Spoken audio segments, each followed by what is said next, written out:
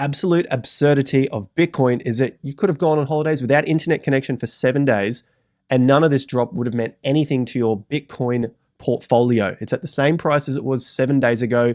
The volatility has increased and that has led to extreme fear flipped into extreme greed. Now looking at some sort of shocking V-shaped recovery. S&P 500. What we want to look at here is, are we seeing a V-shaped recovery for the stock markets and of course Bitcoin and cryptos later on.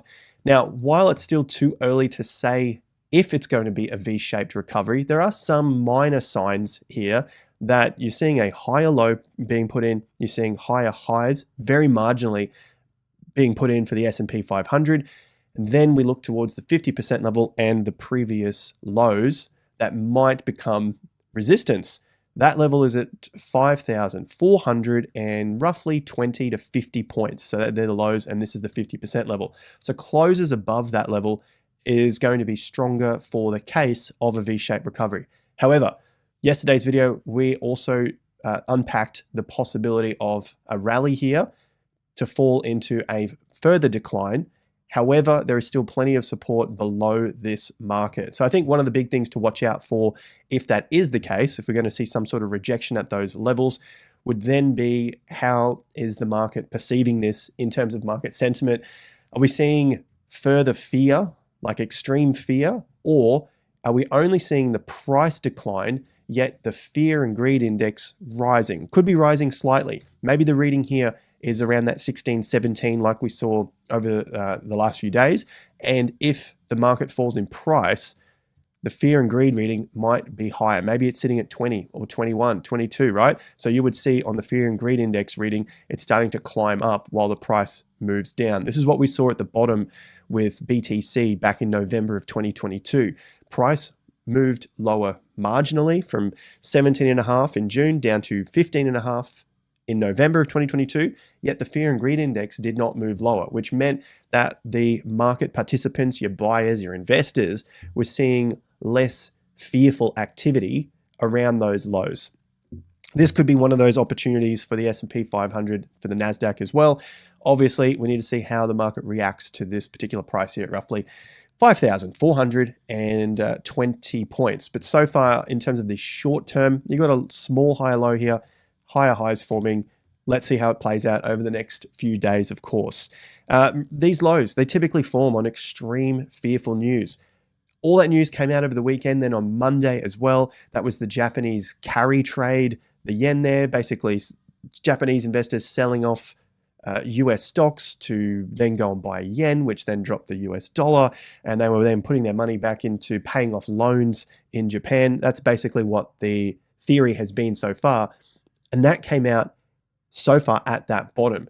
If it was going to be even worse, you'd probably expect the next day to also be down. Remember, we saw extreme fear like that throughout COVID. It was such a quick sell-off and it kept dropping and dropping. And then we got to that bottom, higher low formed, and then the market continued to climb out of that low, putting in higher lows, even though the news was still bad. We still had a lot of severe bad narratives floating around. We had the second wind of COVID coming through, which was this period here, and it wasn't able to put in lower lows, which then kept the market rising.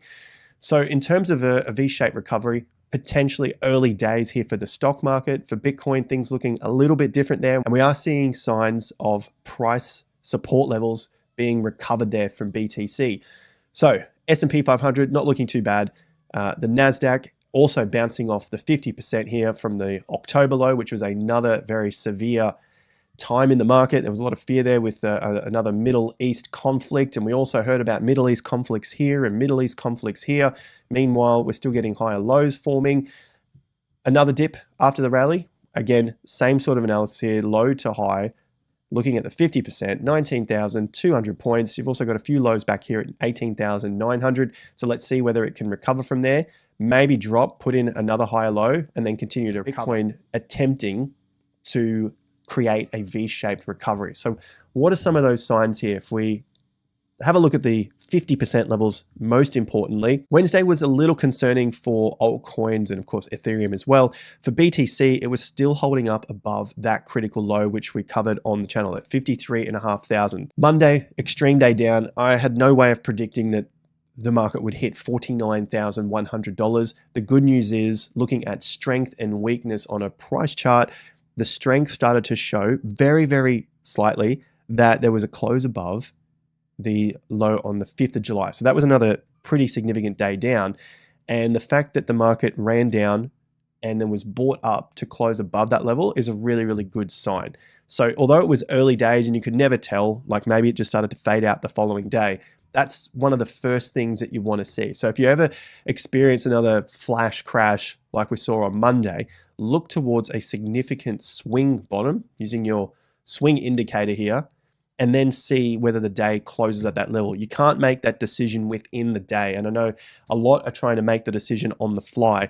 You really do need to see the data complete, and the completed data is the close. And yes, it's a 24/7 market and the data keeps flowing, but even computer systems, algorithms that traders are using, they all need a beginning and an end point, and that's what the close is about.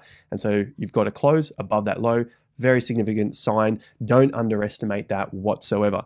Following day, little green day up.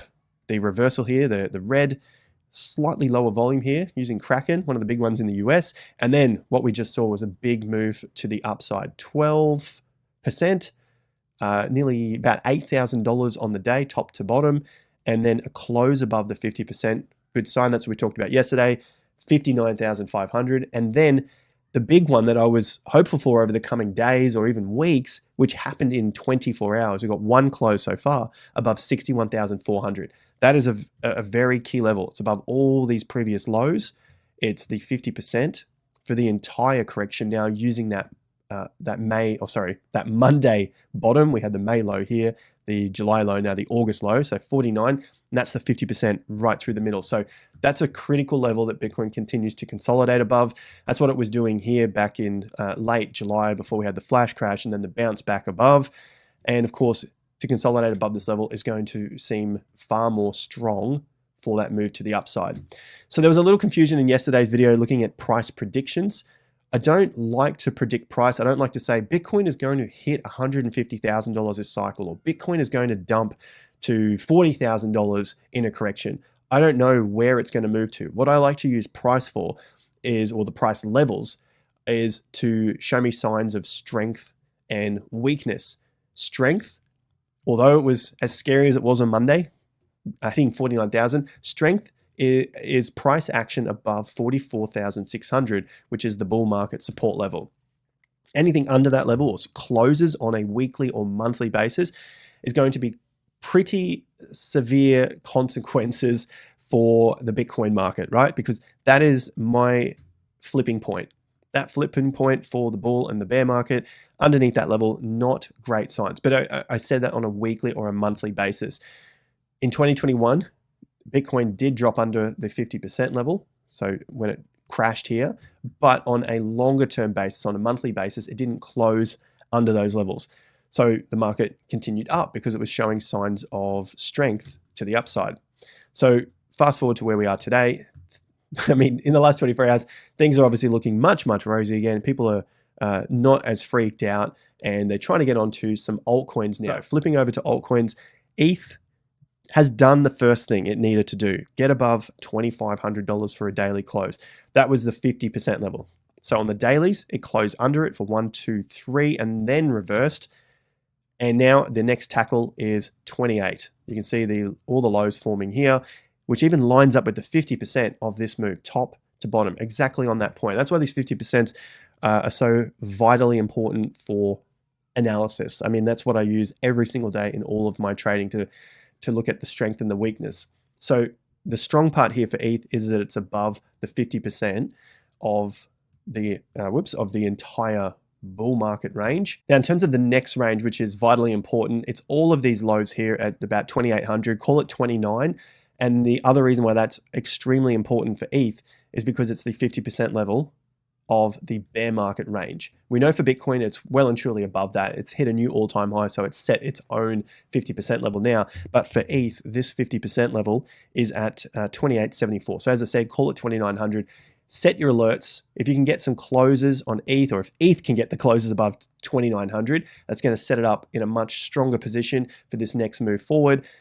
If it continues to falter here and get rejected, that's not a great sign for ETH, and you'd probably see further downside again, or at least a test of the lows back at $2,400 to $2,500. So keep a very, very close watch over the next few days if ETH can close back above the 50% while there is still strength in crypto and altcoins on this latest run by BTC. So Friday, 9th of August, things are looking relatively rosy again after just a few days of extreme fear, a bounce back.